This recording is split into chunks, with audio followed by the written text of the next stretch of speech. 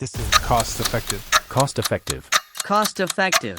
Cost effective. Cost effective. Cost effective. Welcome.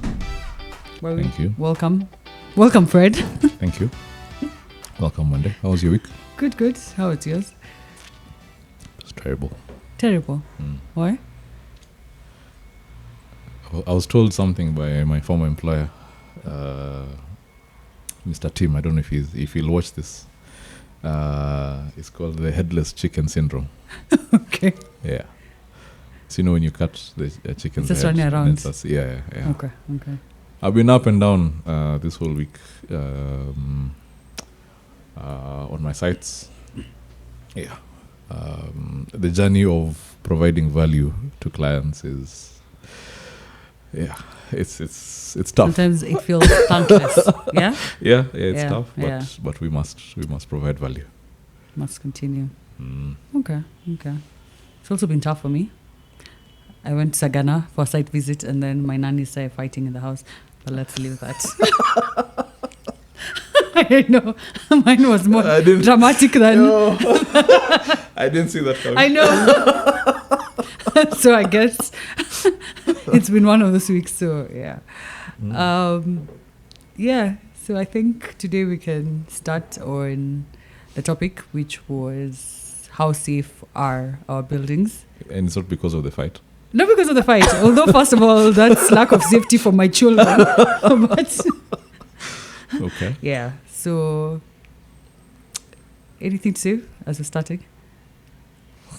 Well, when you talk about how safe are our buildings, the first thing that comes to my mind is being in a building that's collapsing. That's definitely, my mind has gone extreme. Yes. But also in my mind is when you start thinking about smaller things like mold, and the long-term effects that has on people's health.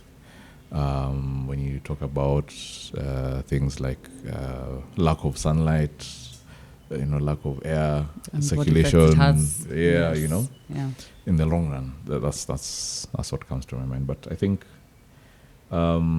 And it's interesting because we look at it from two different perspectives. Yeah. So for you, it's more of a structural perspective. yes, For me, it's more of end user and occupation in terms of fire, in terms of maintenance of lifts, because of, I think, our backgrounds. I think No, that's yeah, why. yeah. So I think we can start with the end user and occupation aspect. You're the expert. Well, because I've done facilities management before. Okay. So I think the main thing that we would discuss would be fire, because I think that's the number one issue with buildings when it comes to end user and in terms of how safe are the buildings we are in. So, because right now, when you look around, there's so many multi-story buildings, 20 stories, 21 stories, and And they seem to be going higher. they're going higher. Yeah. And I think for me, my question is, if a fire was to start on like the 17th floor and maybe 90% occupation of the building, or maybe 100%, the building is full. First of all, as Kenya, do we have the capacity to deal with such a fire? Let's just think about one of these high-rise buildings in Kilimani, Kileleshwa, a fire starts in the middle of the God building. forbid. God forbid, of course. Knock on wood, we're not. And We're in a building in Kilimani anyway. yes, we are currently. Anyway, But do we have the capacity to take care of this fire or to address the situation as a country? Because we have the buildings, but are we ensuring that the residents and the end users are safe in those buildings? I think I'll be an African and I'll answer your question with a question. Okay. When was the last time you were trained on how to use a fire extinguisher? And that's the thing that we need to talk about. I think one thing that people also don't realize is there are different fire extinguishers. Oh, okay. So we have mainly 5 types of fire extinguishers. Mm-hmm. So we have the water fire extinguisher, Mm-hmm. which mainly deals with fires started by fabrics, wood, paper. Mm-hmm. Mm-hmm. Then we have the CO2 fire extinguisher. Mm-hmm. That one deals with flammable liquids. Mm. So paint, petroleum. Then we have something called wet chemical fire extinguisher, which mainly is used in the kitchen because it deals with cooking oils, cooking fats. Yeah. Then we also have the dry powder fire extinguishers, Uh-huh. which cover a variety of fires. So that one is more multi-purpose. So if you're looking to get a fire extinguisher maybe in your home and you don't want to buy too many, you can start with the dry powder. Then we have the foam, which deals with electrical fires and such. Okay. No, in fact, that's not right. The foam is the one that deals with flammable liquids, like petrol and paints. Then now the CO2 deals with electrical fires. So there's actually a difference in the fire extinguishers. And the main issue is the occupants of most of these buildings are not educated on how to use the Absolutely, firefighting equipment. So you have firefighting equipment and you'll find that the only person who knows how to handle this or knows what this specific one is for or what it can address or what kind of fire it can address is a caretaker. The caretaker is there during the day. At night, caretaker is gone. I've seen most of these apartments, or office blocks, it's like guards who are left with the responsibility of putting out a fire in case it starts, if it's a small fire. But also, do your guards know that there are different fire extinguishers for different uses? Absolutely, or they've just been shown the fire extinguishers and told when a fire starts, grab one. Probably doesn't even know how you have to remove the pin first, how you're going to use it. There's no education. There's no education when it comes to the tenants, to the residents. You move into a house, you've seen them, or maybe you've never seen them because, again, there's also the issue of they need to be accessible, they need to be visible to everyone in the building. So they're hidden somewhere in a corner. So even if a fire starts in your house, if I run out of the corridor, I can't access one because 1, I don't know where it is. 2, I don't know how to use it.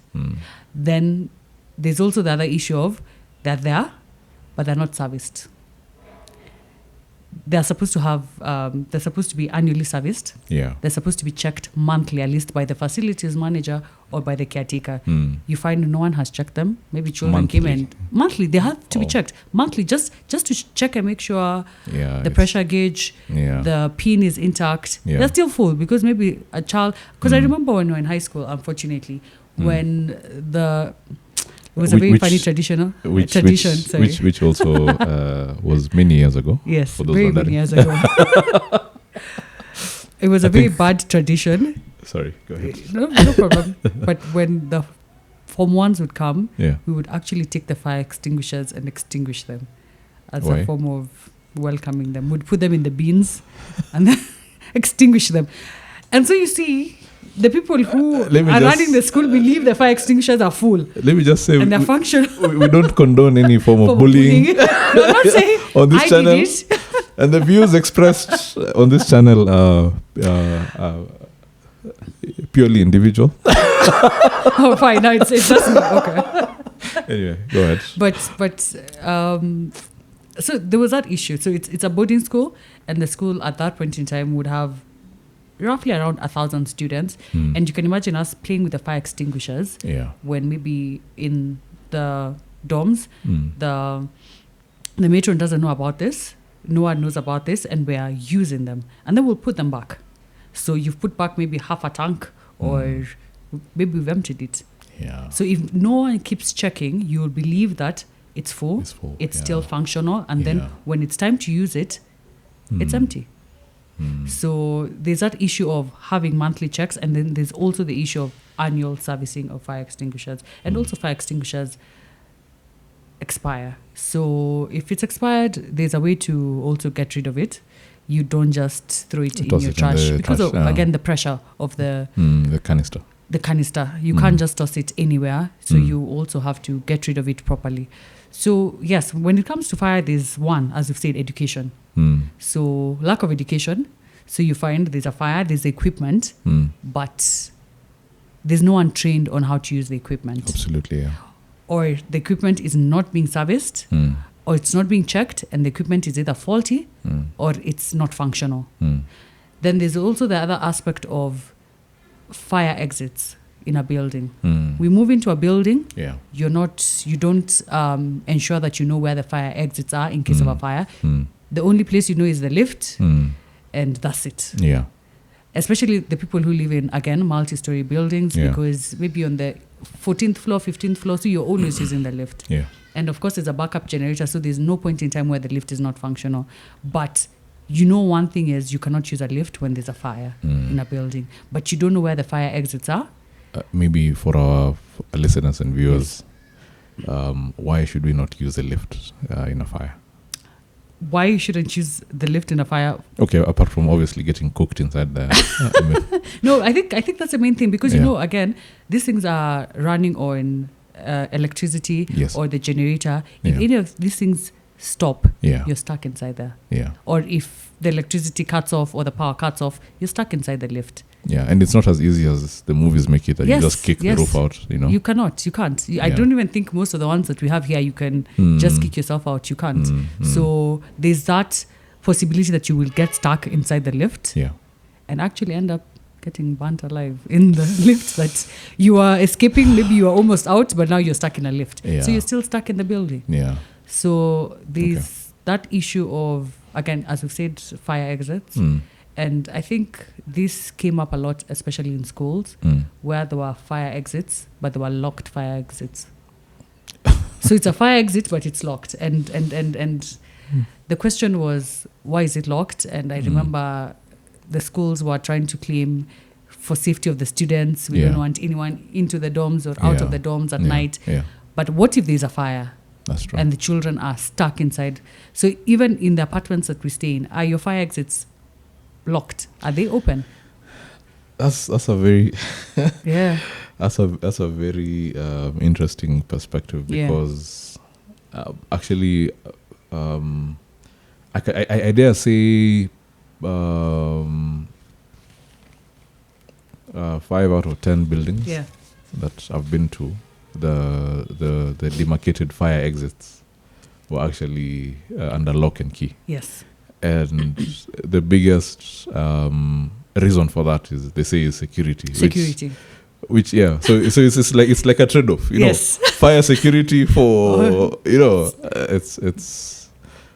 that's quite interesting. It's very interesting, because are you going to, yes, you're safe in terms of no one is going to access the building when they're not supposed to access the building. Yeah. But then again, when there's a fire, are we able to safely evacuate? We're not most of the time. So either the fire exits, as I've said, 1, you don't know where they are, 2, they're locked, or 3, they're obstructed, because again, there was that issue of it's a fire exit or a door that you're supposed to use when there's a fire. Yeah. But then there's luggage stored either behind or in front of it, so it's also obstructed. So in case of a fire, yes, it might be open, but it's obstructed. So you can't get out or you can't get in. So I think those are the main things with fires, because we saw there was a fire in London in 2017. It's called the Grenfell tragedy, and 72 people died. And one of the unit owners woke up at night because of his fire alarm had gone off, and then he realizes the fire was coming from behind his fridge. And first he tried notifying his neighbors, but what they also realized is there was no central alarm system in the building. Yeah. And the building had, if I'm not wrong, about maybe 22 stories. So how do you notify, first of all your neighbors when there's no central alarm system? Yeah. Then again came the issue of the building elements. Yeah. Because now where the fridge was located, it was right next to a window. And the windows, the cladding of the building was made of aluminium. I would want to call them like aluminium plates, which are highly flammable. So the fire would not have spread if the cladding was not there. It would have been contained in the apartment. Yeah. But because of the materials used, the aluminium cladding, the fire spread and 72 people died as a result.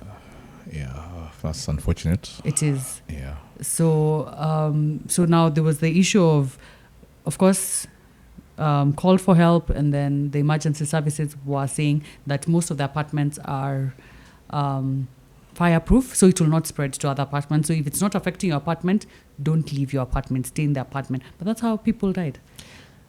Yeah, so there's two issues I'm getting here, Yes. and maybe from an expert's point of view, you would also let me know what your thoughts are. The fire warning system, and also choice of building material, which I think maybe we can talk about later. But let me Yes. focus on Yes. on this warning system. Do you think there's enough that's been done, in terms of the link between the warning system, fire suppression systems, and and now also the link now between that and calling for emergency services as an example? And maybe you can use the Kenyan context because that's where we are. I think let's even start with Kenya. I've seen the central alarm systems in some commercial buildings. If we're being very honest, in residential, barely see any. Yeah. Like where I stay, I don't think if a fire was to start in one unit, I would have to find a way of informing all my neighbors that there's a fire if it's in my unit, because there's no central alarm system. So I can't just go and probably break the glass, sound it, and then everyone will know there's a fire in the building. So can you imagine it's at night, people are sleeping, and you have to physically go knocking on people's doors telling them, evacuate, get out, because there's a fire, because there's no alarm system. So one, I think there's that issue of now it's just not present. And then also, when a fire starts, do you know who to call? Let's find out. Let's find out. 'Cause I'm also wondering, who do you call when a fire starts? Okay. What's the number? Do people know the number? Okay, let's see. Yeah. Okay, so I've seen their numbers, emergency services because we're in Nairobi. Let's just address Nairobi for Nairobi County. I'm not sure if they work. It's a very long number. Have you seen it? Yeah. So there's a fire station, Nairobi County. Yeah. 0202344559. I remember I called them. Okay. Sometime must have been around. I can't remember the year.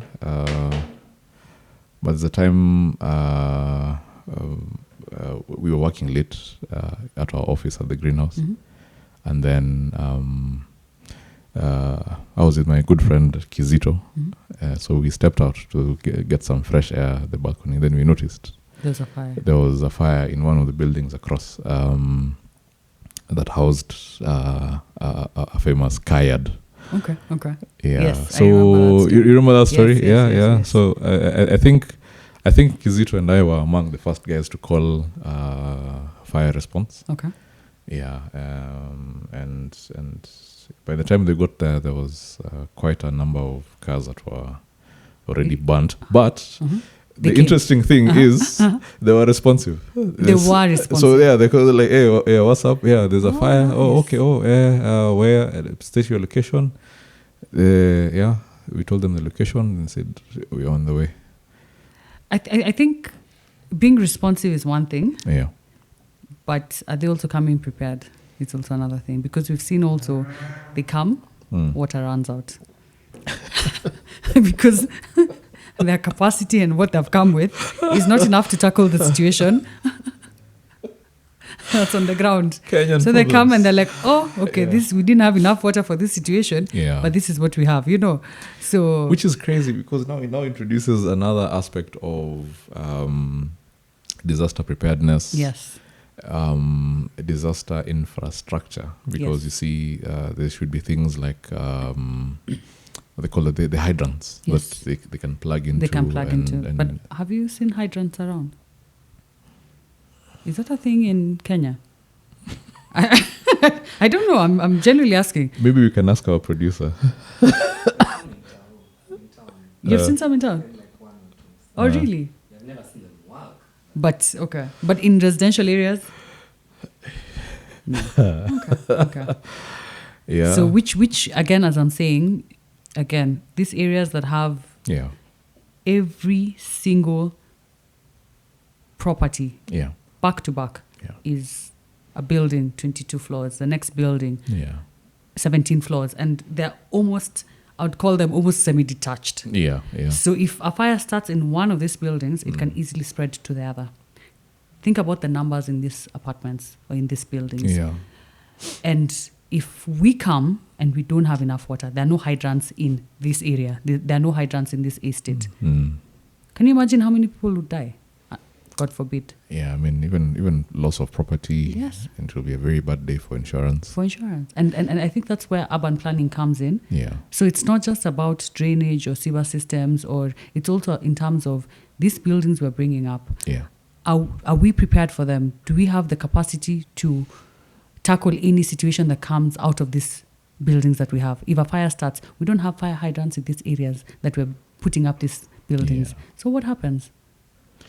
Well, I think when you're raising a very serious issue here. Yes. When they for governor. Wow. I also have dimples. But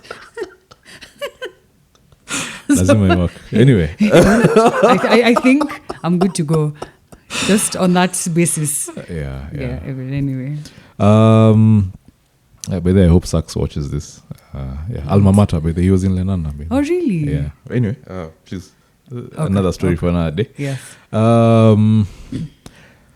The issues you're raising are very serious, Yeah. and I think from my understanding and from what you're saying is this issue of safety in our buildings cuts across.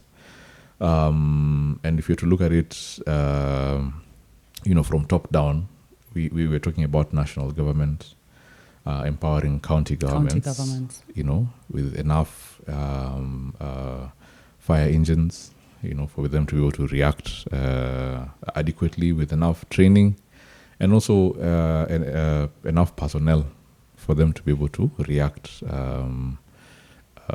speedily. Yes. Then we're also looking at developers taking their responsibility to keep their tenants safe. Through Even if you're selling the Yes, apartments, yes. don't say it's not my business Yes. because we are developing to sell, so Yeah. we're out after this. Yeah, I know from a quantity Yes. surveyor's point of view, Yes. construction cost can be a very sensitive topic Yes. for developers, and for someone who is looking at bottom lines. It is very easy to start compromising on things that are not Safety. immediately visible until there's a problem. So something like, insisting on fire suppression systems, that should be a basic thing. And I think the rallying call here should be that even before, people get an occupation certificate, I know that these are things that are normally checked, but they're not normally insisted on. They're not, yes. But instead of just checking it on paper, it should be an insistent point that how have you taken care of fire address safety? these issues, yes. Yeah. So tell us. Fine, there's a fire extinguishers. Okay, yes, there's. But is there like a manual to show that? Okay, fine. In my property, this is the fire assembly point. In our life cycle. If you've noticed, it's only in commercial buildings. Yes. And if you somewhat think about it, in commercial buildings, Yeah. we're there for maybe 12 to 14 hours a day, Yeah. not 24 hours like Yeah. a residential Yeah. property. Yeah. But in residential properties, there's no manual, there's no plan, there's no assembly point, Yeah. there's nothing. Even Yeah. the caretakers who are on site don't I have have no idea. a manual. Yeah. They know if a fire starts, we scream. Yeah, and And we that's look for it. buckets of water. Yes, Yeah, which is unfortunate, and I think I think maybe we should now insist on proper systems that actually work, and integrate this discussion in the larger developers community, and finally including the tenant. The tenant who wants to live safely with his family and see his kids or her kids, growing up well. They need to know these things. And I think it's going to be a multi-sectoral approach, Yes. in essence, and also a behavior change in terms of ourselves as tenants, because many times I've been in buildings where there's a fire drill and there's a loud Yes. And people sound, ignore and it. people will be like, It's just a fire drill. But you're not even too sure. what's that? Yeah. But you're not going to go and check because Yeah, I mean, you're wasting our it's- time. yeah, Most probably. There was not one really be last year. okay. So I'm sure it's the same one that was there last year. you know, Yeah. and it's crazy because we as tenants don't take these things seriously, and we also don't demand for these things. And really, I understand why, because when you start saying, where is your fire? When you start asking your landlord, we don't have extinguishers, whatnot, Yes. whatnot, then you get hit with a rent increase at the end of the month. Because Yeah, now we're because going to you have increase complained. service charge because we need to add. We need to add fire Yes, extinguishers, so yes. you're paying 5,000 shillings Yes. more, which is, what most people try to avoid. But I think if this is taken seriously, like from the top down, then we should be able to see much safer buildings. Because as it is, and this one we're just saying from our general knowledge, but I think most buildings are not safe. Most are not. Especially most of the new ones that are coming up are not. And I've been to a building and I get off the lift, but I'm wondering, where's the staircase? Where's the fire exit? Yeah. If anything was to happen and I'm on the 10th floor, where are we going, But nothing is clearly marked. Nothing is it even there? Yes, most of them have, but it's not clearly indicated. It's somewhere in a corner because they were trying to maximize on the little space, the way the corners are and how the building is set up. Yeah. You can barely see most of these things. You can barely see the fire extinguishers. And that's why we're saying everything also has to be accessible. Yeah. Clearly marked, accessible, frequently checked, and also education. Yeah. And now that we've talked about fire and lifts, there's also the issue of most of these buildings have lifts and some are not serviced. Oh, okay. Or not serviced when they're supposed to be serviced. So they ignore the issue of servicing these lifts. So last year there was an accident that happened in South Africa. So residential property, twins, a boy and a girl, run to the lift from their house. They want to go downstairs. Then the lift opens, but because they're playing, they don't check. So the lift itself was not there. It was just the door that had opened. And both of them fell all the way to the basement. So the boy died. The girl is in ICU. Last I checked. And they were very young, maybe like 9 or 10. Tragic. Yeah. And this is... you believe your children are safe because this is where you stay. It's a middle class or a nice neighborhood, a nice property, and you don't expect anything to happen to them. But because these lifts are not being serviced, what happens? Such things occur where the door opens and it's clearly on the floor that you're on, but the lift has not come. Yeah. Or also the issue of, because there's once me and my daughters were stuck in the lift and then it dropped us 2 floors down. And we were just like, what has just happened? And my youngest daughter was about to be hit by, there's usually a rail inside the lift. And I was just thinking, what has just happened? And it took very long for the door to actually open for us to be able to get out. So there's an issue of them not being serviced as they should. And now, is it safe for the people who are using them? And especially like in a residential property, you can imagine how much, Are our buildings safe? Are they? That's the thing. Yo, that's wild. I'm just trying to imagine, for most people actually, investment in their home, in this case, buying an apartment or paying rent is I think is one of the biggest investments for most people. For most people, yes. Yeah. And you'd imagine that for something that is very capital intensive and also very emotive for most people, you would want to assume that you would be safe in a space where you spend most of your time, where your family is going to grow. And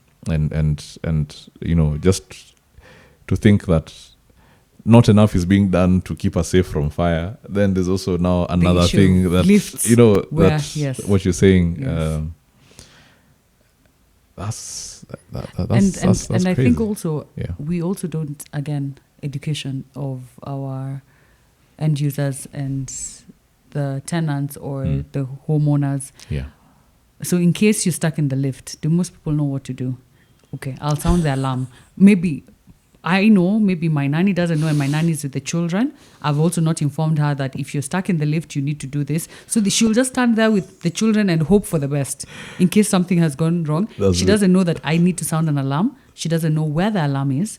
And then also where the alarm is going. Is there someone who is there who is actually going to respond to That's very optimistic, by the way. Yes. But I'm laughing because getting stuck in lifts has happened to me countless times. Which I think it should not be the case. But I'm grateful for my therapist, at least. You're not scared of small spaces anymore. PTSD has been cured. I'm really scared of small spaces. But I'll just share this experience that I had in one of these buildings in the CBD.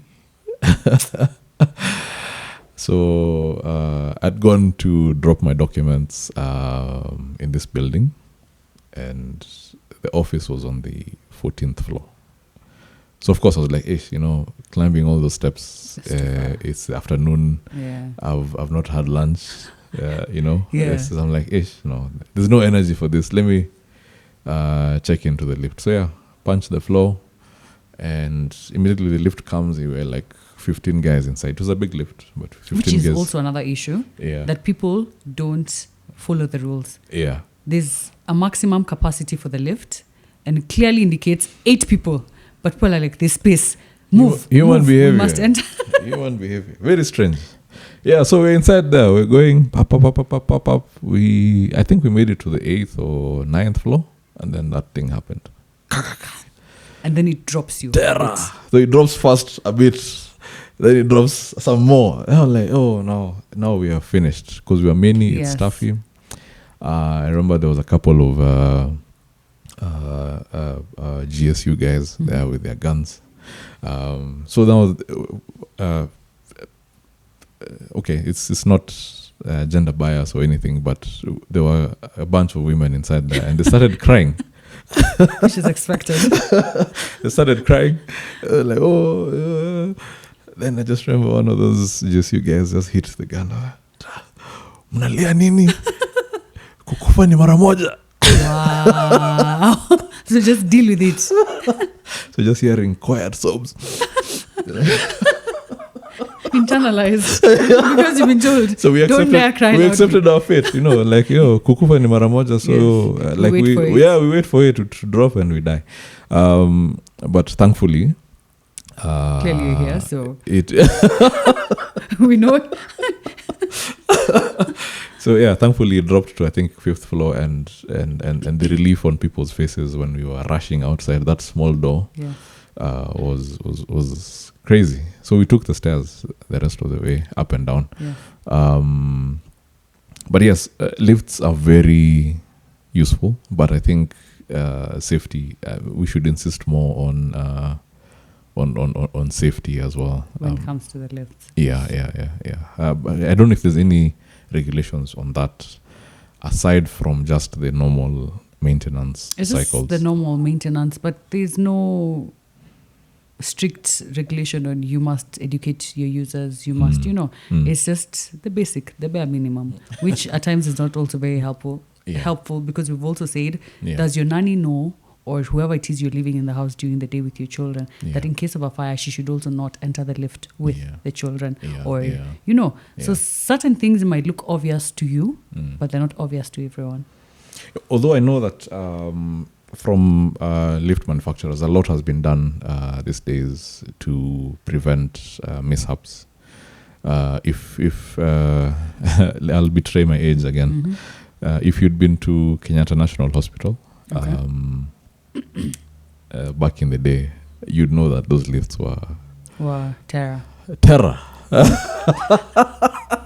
it's so lives for you think that you can put your hand and the door will has So a first of all, sensor. there's no sensor. There's So you're nothing going like to that. hit- If the door is closing, It's that's closing. it. You better There's be no two ways. you better be somewhere else Yes. than between those doors. And Yes. if people getting stuck in there was it was commonplace. And anytime my mom, she's now retired, she used to work at the private wing, senior nursing officer. Anytime I had to go collect something from her, I was like, hey, I'll just take the stairs. Because you're thinking about your... Like, No, it's not worth it. Yes. But I think a lot has been done in terms of technological advancement, and I think that still continues to grow. Yes. It's just that I think developers need to stop taking shortcuts. And if we were to tie it back to our understanding of buildings and construction cost, most people stop at final accounts, like they're so mentally drained with a project that, anything, if you tell them that now there's now facilities management cost, which is basically, we're looking at the life cycle costing, that now takes care of maintenance schedules and audits like that, in terms of safety. Those are normally neglected. See, the building in Asia, it's complete. That's it. We have tenants. We've done our parts. We're collecting money. Yes. That's it. What else are you asking from us? But you see, I think a shift in how we run these buildings would I think bolster more. Even just confidence. A simple manual for every single resident. The minute you move in, you receive a manual. So you know where everything is. You know how things work. You know what to do in case of an emergency. In case, because again, you can't keep doing training. So you can just have one standard manual that everyone who is moving into whatever property, whether it's commercial, residential, you receive a manual. But also clear signage. I think clear signage is also a plus. Well lit. These are things that are in the building code anyway. It is. Yeah. But I think we need to insist on them a bit more. Maybe what we can do, something that will also help our viewers to know the state of safety. Probably in the coming episodes, we can do a walk around some of these buildings. Yes. And then just see. Yeah, in case of that's the thing. Incognito, and just see in case of anything. Yes. How safe are the people inside that building? Yeah, I think that would be an interesting. Of course, if our producer again can follow us, please, and allow that we walk around just to have a feel of how safe our buildings are. Maybe we can do that. Definitely. And I think we can come back with a report. Yeah, yes. Yeah. We can end it there for now. And have a coffee. Then now we can come back and next time and discuss the issue with regards to now structural terms of foundations and molds and wiring in buildings. Yeah. Yes. Yeah. Okay. Thank you so much. Asante sana. Okay. You want to sign us off? Out? You will. Mpenzi mtazamaji, asanteni sana kwa kukaa nasi katika what is podcasting in Swahili? Podcast hii. No, you can't. That one you cannot. Let me. Ama ni podcast huyu. Oh, huyu is Does it have a? Huh? Let's see. In Swahili, Podikasiti. No, serious. I'm not playing you. I am. No, that's what's written. Okay, let's just say podcast. No, we'll just say podcast. Could you? But this is AI, and AI has a tendency to hallucinate. Yeah, that's true. That's true. But it is. Yeah.